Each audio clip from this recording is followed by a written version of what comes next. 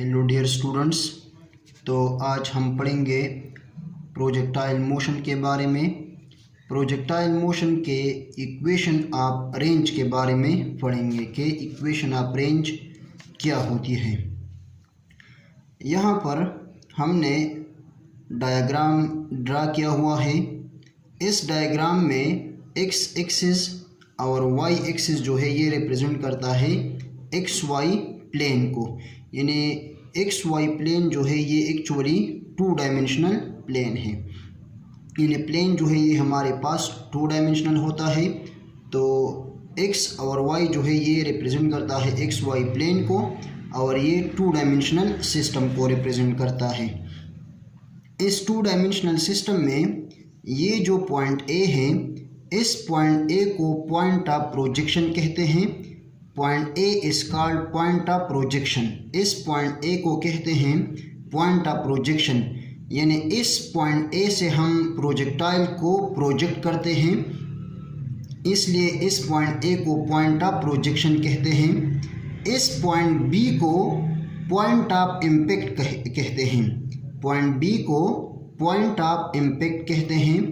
Point B is called point of impact, यानी जब projectile point A से project होती है तो पॉइंट बी पर गिरकर पॉइंट बी को हम कहते हैं पॉइंट ऑफ इम्पैक्ट। अब रेंज की डिफिनीशन क्या होती है?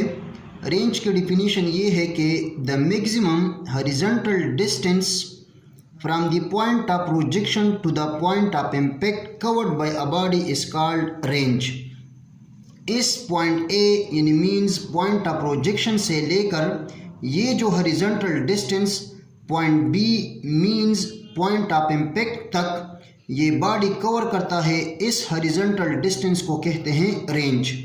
सो the horizontal distance from the point A to the point B covered by a body is called range. Range को हम रिप्रेजेंट करते हैं आर से, और रेंज के लिए हम इक्वेशन को डिराइव करते हैं। रेंज की इक्वेशन को डिराइव करने के लिए हम सेकंड इक्वेशन ऑफ मोशन से हम इसकी स्टार्ट लेते हैं। सेकंड इक्वेशन ऑफ मोशन जो है ये हमारे पास बराबर होता है s is equal to V I X into T plus 1/2 A X T square.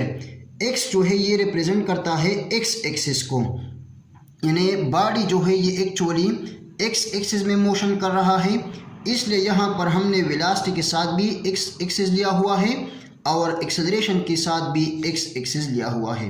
यानी बॉडी की जो वेलोसिटी है और एक्सेलरेशन है ये एक्स एक्सिस पर है।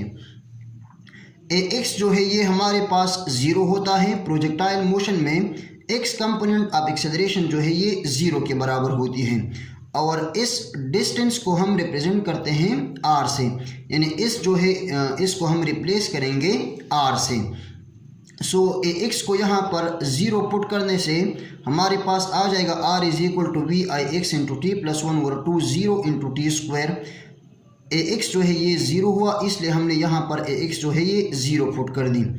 0 के पुट करने से 0 टी स्क्वायर के साथ मल्टीप्लाई होके 0 हो जाएगा, और ये 0 1/2 के साथ भी मल्टीप्लाई होके 0 हो जाएगा, और आर आ जाएगा हमारे पास V I X into T plus 0 के बराबर, यानी 0 V I X into T के साथ जमा होके प्लस होके हमारे पास आ जाएगा R is equal to V I X into T. अब वी आई एक्स जो है ये बराबर होता है वी आई कास थीटा के। So R is equal to V I cos theta multiplied by T. V I X हमारे पास बराबर होता है वी आई कास थीटा के। So R is equal to V I cos theta multiplied by T. यहाँ पर R is equal to V I cos theta, और ये 2 V I sine theta divided by G जो है ये actually time of light की value यहाँ पर हमने पुट कर दी। ये जो है टी ये टाइम ऑफ लाइट है। टाइम ऑफ लाइट की वैल्यू बराबर होती है 2 V I sine theta divided by G के। सो इसलिए हमने यहाँ पर टाइम ऑफ लाइट की वैल्यू पुट कर दी 2 V I sine theta divided by G. R हमारे पास बराबर हो जाएगा ये वी आई और ये वी आई जो है ये मल्टीप्लाई होके वी आई स्क्वायर हो जाएगा। 2 अपनी जगह, साइन थीटा अपनी जगह, और कास थीटा भी अपनी जगह आ जाएगा, और डिवाइडेड में जी भी अपनी जगह आ जाएगा। R is equal to V I square, ये ट्रिग्नोमेट्री का फार्मूला है 2 साइन थीटा कास थीटा, ये बराबर होता है साइन 2 थीटा के। सो आर हमारे पास बराबर हो जाएगा V I square sine 2 theta divided by G. R is equal to V I square sine 2 theta divided by G. ये फार्मूला हुआ, एक्सप्रेशन हुआ for the range of a projectile.